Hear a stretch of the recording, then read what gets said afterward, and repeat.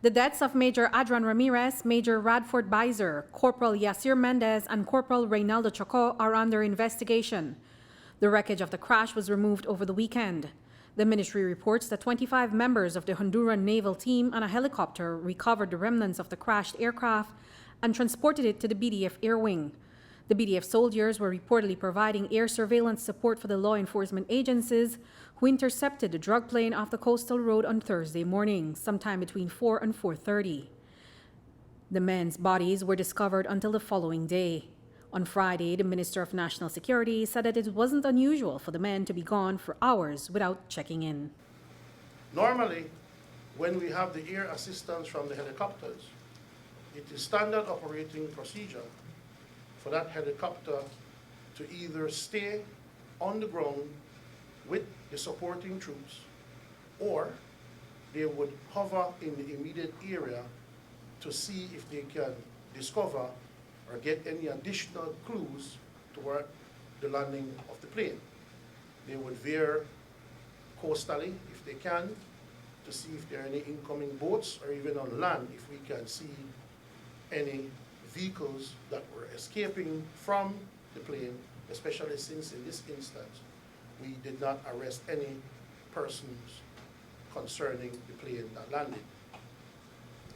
It's not unusual, as I said, for the helicopter to hover in the area or even land on the ground on the site.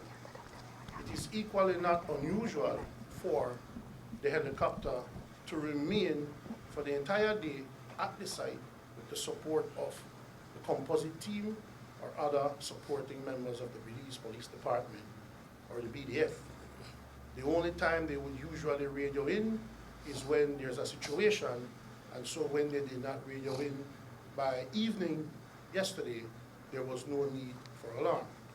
That reason for alarm came much later that evening, according to the minister. When nighttime approached, they realized the men were gone, and they reportedly launched a search that same evening. While best information to News 5 say that the search was launched until the following day, sometime between 8 and 9 on Friday morning, the ministry refuted that. Several accounts of the series of events that happened on Friday morning also allege that Commander Stephen Ortega didn't know about his men's involvement in the deadly mission and only found out that Friday morning. Sources at the B.D.F have cited concerns about this because they allege that the chain of command wasn't followed, among other breach of protocols. Here's how Ortega responded on Friday. Were you aware that this was a sanctioned mission? Did you personally sanction this mission for these guys to go out there? Of course, it's a sanctioned mission. It is a sanctioned mission. While there are many questions about what happened that day, the families of the men will now await the results of an investigation being carried out. According to the Ministry of National Security, Chief of Defense Staff Admiral John Borland is leading the investigative teams.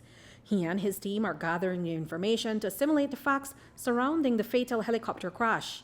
Borland will be assisted by lead investigator Captain Elton Bennett of the Belize Coast Guard and Colonel Azrael Laria, Deputy Commander of the B.D.F. The investigative team will be assisted by BATSUB, as well as the U.S. Military Liaison Office and the Mexican military. In addition, a team from Bell Flight Safety Group, who are specialized in the U-1H-1 helicopter, is expected to arrive in country to conduct an air accident investigation along with the Belize Department of Civil Aviation. The ministry says an initial report is expected to be produced within 3 days and a final report is expected in 14 days. Reporting for News 5, I'm Andrea Polanco.